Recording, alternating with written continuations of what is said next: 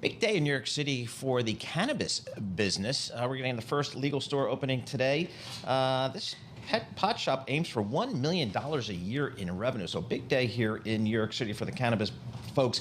Ken Shea, he's Bloomberg Intelligence. He covers all the consumer stuff, including cannabis for Bloomberg Intelligence. He joins us via Zoom.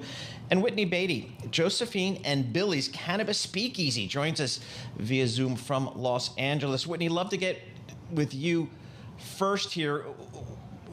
All right, we'll go to Ken Shea first because he is our rock star as it relates to kind of covering the business of cannabis. Ken, how big is this for New York City? Getting its first legal pot shop, and kind of how do you think that's going to evolve in New York? Yeah, hi, Paul. Happy holidays. Great to see you again. It is really a big deal. I mean, New York is a huge market. It's a highly visible market, and I think a lot of other populous areas in the United States that haven't legalized are going to be watching this closely to see how it pulls it off, how it does. New York's a large market, and it has high hopes, and no pun intended. It looks to its neighbor, New Jersey. New Jersey, legalized recreational only back in April.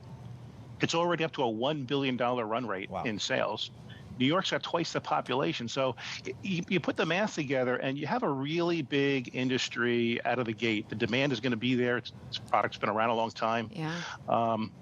And so, yeah, all eyes are on New York. It's one of the most visible market to really get a sense of what's going on. You do some great analysis for us, and we always love it, that sort of bringing together some of the issues that perhaps still the spending bill didn't have the marijuana banking element to it, and we saw a lot of pot stocks fall on the back of that, that many still say to really grow this industry, they need to be able to get bank loans, they need to be able to get a more easier access to capital. But I'm interested in your perspective of why we've already seen the ability when I walk outside of Bloomberg to cross the street, and I can go and get edibles. I can go and buy certain marijuana-related food and consumption. What is that store doing now, and why has it been able to do that ahead of this sort of legalization?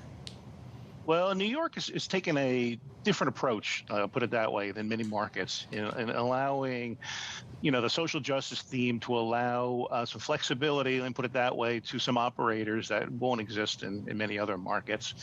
And that's going to at the consternation of the legal operators. Legal operators saying, look, we're paying all these taxes. We're jumping through all these hoops. We're doing a lot of things here.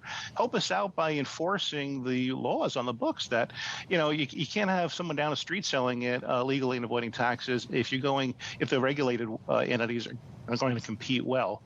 So that's really going to be a key issue going forward. And it also may also discourage some other big entities from getting into the New York market until they enforce those rules.